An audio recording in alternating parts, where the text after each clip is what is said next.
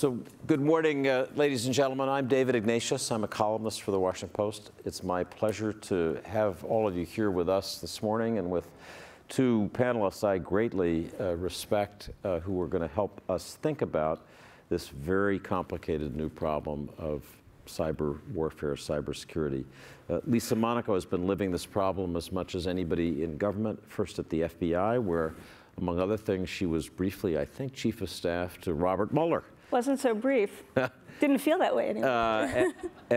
Who has gone on to other things. As we know, Lisa had many senior positions, Assistant Attorney General at the Justice Department, and then moved over to the White House under President Obama, where she was head of Homeland Security and counterterrorism in the White House, one of the truly difficult jobs in our government, and by all accounts did it marvelously. General Dave Petraeus is well known to everyone in the audience, I'm sure, one of the most distinguished military leaders of this generation. I've known General Petraeus for 15 years, I think. At least.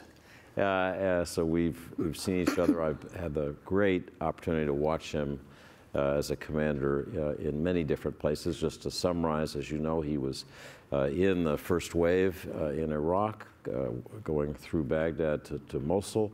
As things were becoming more and more difficult in Iraq, General Petraeus led what we call the surge, which was a moment in which, in that very difficult war, things actually seemed to be going right in terms of reduction of violence and protection of human life there. He went on to become CENTCOM commander, one of our most important four-star commands, and then was asked to leave that to become commander of the ISAF, coalition forces in Kabul, Afghanistan, and then became director of the Central Intelligence Agency. So he's seen both from the military tactical level and from the strategic CIA level the issues of cyber that we're going to discuss. So I want to ask each of you to begin. I'll put this very directly. I want you to begin by scaring us, scare this whole audience, and tell us briefly, in a minute, a cyber story that will make people understand why this danger is so serious. Lisa? So I didn't get the nickname Dr. Doom from President Obama for no reason. It's because I was always worried about the worst case scenario, and I always brought him bad news. On the cyber front, look, I don't think you have jobs like David and I had without worrying about the cyber 9/11 that has been talked about in a cyber attack with kinetic effects, physical effects.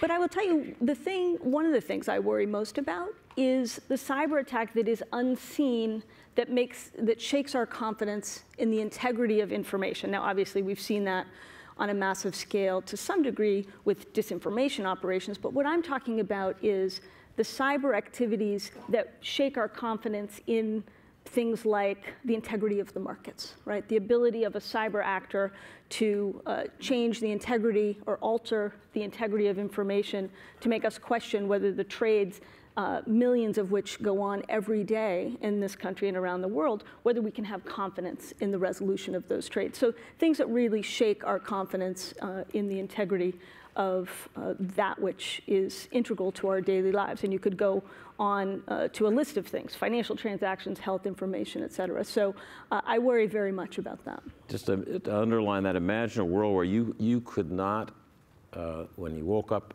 one morning, establish your ownership or the pricing of any asset that you hold. Right. As an individual investor, as a great corporation or financial institution. So Dave, I'll ask you the same question. Scare the heck out of us on this cyber front. Well, Dr. Doom has already done a pretty good job, and we're entering the era that might be termed the weaponization of everything. But I'd bring back the scary scenario again to the cyber equivalent of a weapon of mass destruction. In other words, the ability to shut down the electrical grid of a large part of the country, say the eastern seaboard, and keep it down. And that in the hands of an extremist group, so not another state entity that can presumably be deterred, but an extremist group that's shown a willingness to blow itself up on the battlefield to take us with us. I don't know how you keep that group from hitting the send key if they ever get that capability. Now, this is a remote prospect. I think there's been a good caution about why this would be very, very difficult from FERC and from the others who are in the energy business. but it is not an impossible possibility. And I think that would be very, very dangerous and have the effects, indeed, of a weapon of mass destruction. I want to invite the audience, both here in the room and the online audience that's watching a streamed video of this, to send any questions that you've got that I can put to Lisa Monaco and General Petraeus. The address is #postlive, so please send me questions. Let me turn to the very immediate question of how the Trump administration is doing with the challenge that you just described. And I'd ask each of you, starting with Lisa, to evaluate what they're doing right and what they're doing wrong. What concerns you in the way that they're dealing with this question? We'll get to the larger question of Russia and Russia's activity. I mean, really just in terms of organizing for the basic cyber threat. So I'll start positive, which is to say, I think in large measure, this is a story of continuity, building on work from multiple administrations. I think the Trump administration has actually, if you look at it, continued a lot of what was going on in the last administration. Here I would point to things like basically an approach that says we are going to determine who done it, who is the malicious cyber actor, call them out, and impose costs. That's something that you saw the Obama administration do, beginning with the 5 members of the People's Liberation Army in China, where we indicted those individuals for stealing intellectual property. That's a case I began when I was Assistant Attorney General at the Justice Department. And then you can track it all the way through to Sony, to Iran, to Russia. I think the Trump administration has basically kept that philosophy, but accelerated it, and rightly so. I believe we should be calling out and imposing costs against these malicious cyber actors. They've kept in place things like the sanctions regime that the Obama administration started to impose sanctions, giving the authority to impose sanctions against malicious cyber actors. But where I would say they have gone, I think, very dramatically and dangerously astray, that is in the accountability and responsibility in the White House and in the government writ large for cyber security issues. They have gotten rid of, inexplicably, the role of the cyber coordinator. Rob Joyce, who held that job in the Trump administration till about 6 or 7 months ago, I think, is a tremendously talented career professional from NSA, held that role, by all accounts did a very good job, and it makes no sense, and I think actually is governmental and management malpractice not to have somebody who is focused in the White House 24/7, 100% of his or her time on the cybersecurity threat, which we and the intelligence community have said for 5 years running is the greatest threat we face, and in fact, above and beyond Lisa, terror. just explain, because few people have had the experience you have had. What difference does it make if you don't have a Rob Joyce coordinating cyber? What's missing? What stops happening? So, and we'll get to this later in the discussion, I think, there's a myriad responsibilities and roles across the federal government for cybersecurity. In the Department of Homeland Security for protecting critical infrastructure, in the FBI for investigating particularly state actor cyber threats, the Secret Service, obviously NSA and Cyber Command for our offensive cyber operations. So you have a whole range of roles and responsibilities around the federal government. It will surprise no one to know that isn't always without friction. You need one place in the federal government, and that happens in the National Security Council and the White House, to bring all those people around the table to move out on a strategy and on a policy. That policy is set rightly from the White House, from the president, and then implemented and coordinated out of the White House and out of the National Security Council. You would never imagine that you wouldn't have a national security advisor to make sure everyone is rowing in the same direction on Iraq policy, on China policy, on Syria policy, you name it. The same is true on cybersecurity, and it is such a great threat and such a great challenge that not having somebody focused 100% of his or her time, I think, is a tremendous gap and irresponsible. And I would say the structure in the White House that has now for more than 10 or 12 years been the structure for Homeland Security and counterterrorism and cybersecurity, at least domestically. That structure has been the Homeland Security Advisor role, the role I had, the role that Tom Bossert had, John Brennan, Fran Townsend, Ken Weinstein, going back to the Bush administration. That role was responsible for cybersecurity. They had a cyber coordinator who reported to the Homeland Security Advisor and the National Security Advisor. Getting rid of that structure, I think, is a real mistake. Dave, what grade would you give this administration on this issue? Well, let me just describe it, I think, which is better. First of all, I agree with what Lisa has said. I think you have sort of an understandable pause or lag when any new administration changes if you go from one party to the other. But now I think there's a regaining of momentum and really an acceleration that's going on. You have the national cyber strategy that's been announced, I think it was PPD 20. You have now legislation advanced through the House that will strengthen very substantially within DHS, the National Cybersecurity and Critical Infrastructure Protection Agency, elevating it from an office within a directorate to at least being the equivalent of FEMA and the Coast Guard and TSA and so forth. I personally think it could be elevated even further, but that is a good start. You have other legislation in the House that will help with the hiring of talented people by DHS again and throughout the federal government. All of these are issues that needed to be addressed. Now they are being addressed by a combination of, again, DHS and Congress with the administration pushing this. And so I think you see some momentum gathering now in response to a recognition of the very severe threats that are out there. So we'll have Secretary of Homeland Security Kirstjen Nielsen here with us in a few minutes. And maybe we can kind of set the stage for her and help the audience think about questions for her. One that we write about a lot in the newspaper is whether this administration, the president, but key officials like Secretary Nielsen, have really addressed directly enough what our intelligence chiefs say was a deliberate Russian attempt to manipulate our elections in 2016. That is continuing. And so let me ask each of you to briefly assess how you think on that particular issue this administration and Secretary Nielsen are doing.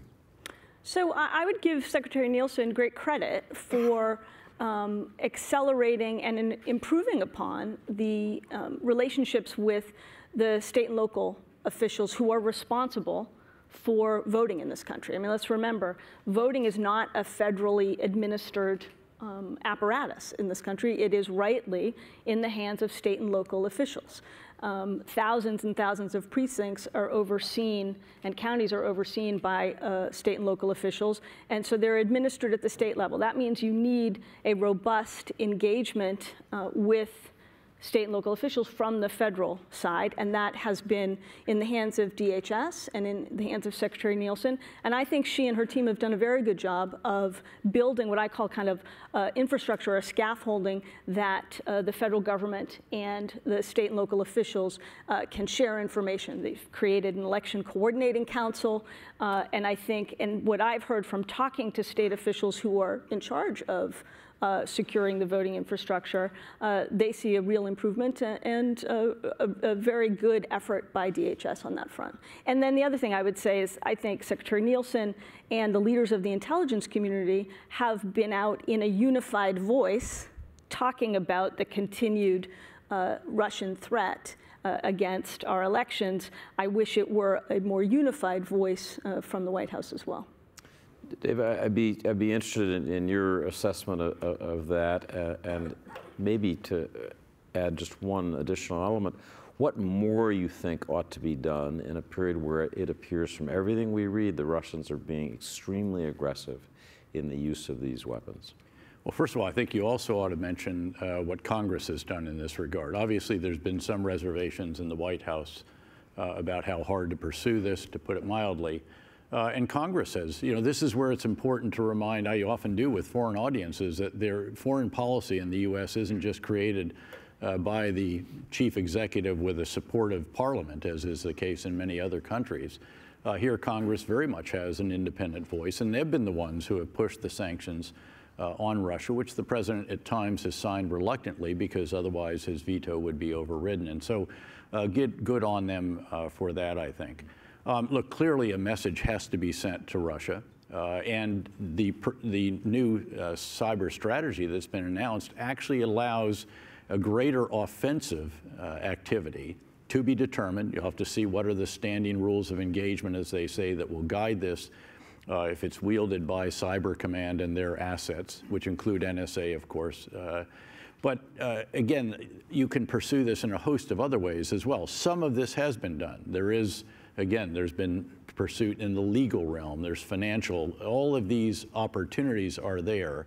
And I think this is actually, it comes back to where it's awfully nice to have a coordinator in the White House who could coordinate all of the activities of all of the different executive branch departments and agencies in having a concerted effort that shows the Russians very clearly that there is going to be a very significant price to pay for trying to undermine our faith in elections and trying to inflame debates as they have sought to do, and as they did quite effectively, actually, in the lead up to the previous election. David, can I say one other thing? I think two areas where I would like to see Congress act, and they have not yet, which is to pass the Secure Elections Act, which inexplicably has not garnered bipartisan support. It has bipartisan authors, but it has not been pushed through Congress, that would provide funding to states to shore up their cybersecurity of the voting infrastructure. And pretty modest funding, by the way. I mean, this is not break the bank kind of spend. Right, and unfortunately, that's the other point I would make, which is to say this is not a one and done effort. Right, there needs to be a sustained support for states to shore up their cybersecurity and their election infrastructure going on out for many years to come. The technology changes, the tactics of our adversaries changes and evolves very rapidly. We have to be in that game. So I think they should be working on that diligently and setting a path for the future. The other thing is I think that they should require a report from the intelligence community 60, 90 days out to the Congress about what efforts are being made by any state or non-state actors, for that matter, to interfere in our elections. So here's an interesting sign that out there in the country, people are worried about this. These are two messages from social media that just came in on the hashtag Post Live line. Bruce on Facebook asks, what's the likelihood of a cyber attack on our midterm election? In other words, is this coming at us? And Mike on Twitter asks pretty much the same thing. What are the chances a malicious state actor could hack into our state voter registration databases? Well, just to give a quick, Dave, here's somebody saying, is this going to happen to us in 2 months? What's going on? I suspect, first of all, there will be attempts. Keeping in mind that this is 50 different state election apparatuses that are out there. Some of which have been shown to have vulnerabilities. You know, one of the recent hacking conventions recently did it right in front of everyone and so showed the vulnerabilities that do exist. And again, we've seen what happened back in 2016 very, very clearly. So I think the prospects are quite real that you will see some of this.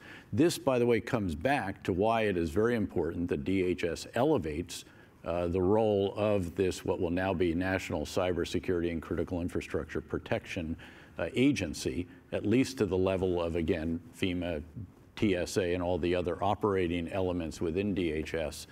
Although, again, I would take it farther and take it all the way to an independent cybersecurity. Yeah, on that point, so I think David and I disagree a little bit on this. I absolutely agree with him that there should be an elevation of the current apparatus and the current office and entity in DHS that is responsible for this work. That, in fact, was a recommendation from the Bipartisan Commission on Enhancing Cybersecurity that President Obama put in place to make a report to the next administration. That was a purposefully bipartisan and independent commission headed by Tom Donlin and Sam Palmisano, former head of IBM. And that was one of their recommendations that they made. And I would like to see more of those recommendations being taken up by both Congress and the administration. So I absolutely agree that that DHS, the apparatus in it that deals with cybersecurity and particularly with the private sector, needs to be elevated. I wouldn't go so far as having a whole separate agency, and for the following reason. If you make the analogy to the terror threat, After 9/11, we created the Department of Homeland Security in response to the rising terror threat. But DHS is not the only entity in the federal government that has very real responsibility for identifying and stopping terrorist attacks. I think cyber is the same in terms of its cross-cutting nature, and even more so on steroids, right? So you could create a separate agency, but then what does that mean about the role of the FBI, the role? Oh, it still has to, it envisions very much that it would be overseeing the role of FERC and of Treasury and FBI, all the other departments that have responsibility for the specific areas of critical infrastructure. Again, a very good first step, elevate it within DHS, see if it can actually perform the roles that it's really not performing right now. The sharing of intelligence information, for example, threat information, is really quite, it's a grab bag. And most, or many firms out there have not chosen to be part of the consortium that actually does share these different threats real time. So there's an enormous amount of effort. You need more legislation, you need policies, you need regulations, and then you need actual oversight of all of this, which I think this entity would do. Again, see how it does within DHS. If still not capable there, can it attract the IT talent from Silicon Valley, as NSA and CIA are still able to do to a reasonable degree? That's a big test as well. Just push this question of the bureaucratic organization chart, which may sound dull, but really isn't, a little bit further. We all remember after the catastrophe of 9/11 that we realized that there was information in the system that just didn't interconnect. And I think one of my personal nightmares is after we have a catastrophic cyber event, we'll discover that all the ability to deal with it was there, but it was balkanized. And so when General Petraeus says we need a separate cyber agency, he's saying something really visible where somebody's accountable. You'd have a plug from CIA, from NSA, from FBI, all these different So let me entities. ask each of you that, you know, the trickier part of this, as you know, but few people do, is on the secret and military side. We have just split the National Security Agency, which has the historic expertise, knowledge, personnel for dealing with cyber issues, from Cyber Command, which is the military Actually, command. we haven't yet. Well, I mean, the plan is to do that. And so I want to ask each of you, before we go over that, you know, don't want to say cliff, but jump over that, is that a good idea, Dave? Well, I'd want to see what the organizational architecture will look like after this, keeping in mind that Cyber Command, the 4-star headquarters, should be a headquarters. Generally, 4-star commands aren't great operational entities, having commanded Central Command, and reminded our staff members generally that, you know, that should be done by the 3-star Joint Task Forces or others. And so seeing how this will be organized, what will the roles and missions be of NSA in this new entity? What will the roles and missions be of the Army, Navy, Air Force, Marine, Cyber Command elements that are under it? How will this all be apportioned and how will it operate? By the way, we have an example because, of course, General Nakasone, now the Cyber Command commander, was the commander of the Army Cyber Command, and that was the headquarters which did Joint Task Force Ares, all publicly revealed, which took on the mission of, in cyberspace, going after the entities within the Islamic State that were active on social media, and so very, very effective, frankly, as you also had conventional and special operations forces going after it on the ground. That's the kind of campaign we're going to see in the future, and I'd want to understand, again, what will the role of Cyber Command headquarters be relative to these other entities, and for the time being, I would still keep him dual-hatted. In other words, the director of NSA as well as the head of Cyber Command, given that there's nothing equal to NSA when it comes to intelligence gathering in signals, cyber, and some other domains of intelligence. Lisa, your view, maybe explain why some thoughtful people think it might be damaging to the country to split these two. Well, look, there's long been a debate, and in fact, during the Obama administration, this debate was had multiple times, and earlier in the Obama administration, the decision was made not to split these two.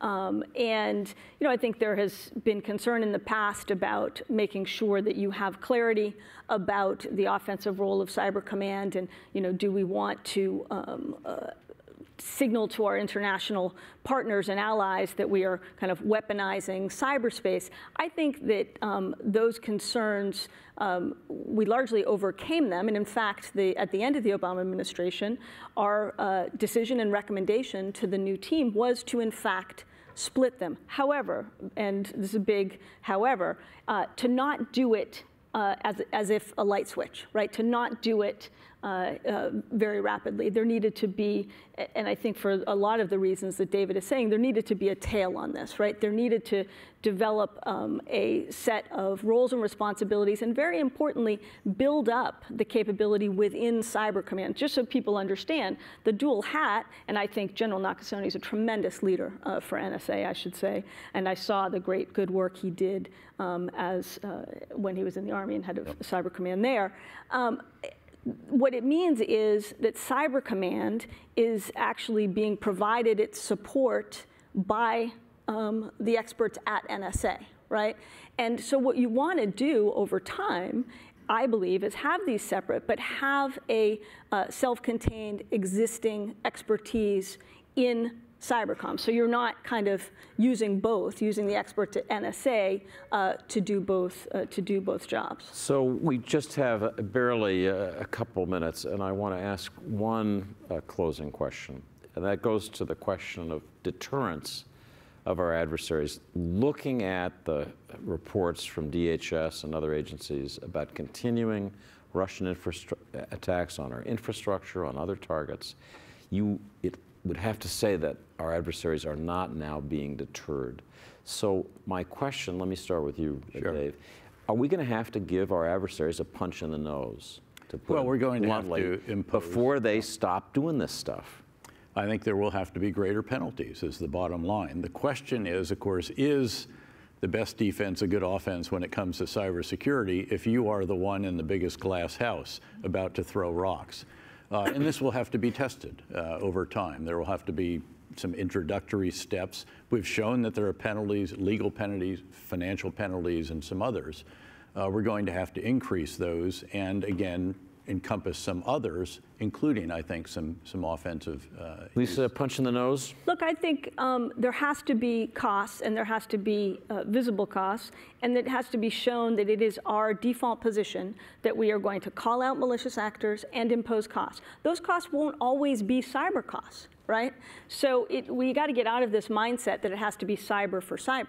Cyber tools should be on the table as a response, but we need to use all of the tools in our arsenal: military, cyber, intelligence, law enforcement, financial sanctions, diplomacy, yes. right? All of those need to be on the table, and we need to use all of them, and we need to be willing to use all of them, and importantly, be willing to have the conversation about using all of them, because they won't always, each one won't always be the right fit. I think deterrence looks like it has to have at least two elements. There has to be norms of behavior. We have to be very clear about what we find unacceptable, and we have to bring the international community and lead the international community on that. But then there also has to be actions, and that means imposing costs for malicious activity. Folks, these are two of the most knowledgeable people who served in our government on these issues. We're really lucky to have them here this morning. Please join me in thanking them for coming. Thanks, David. Thanks, David. Thank you. Thank you.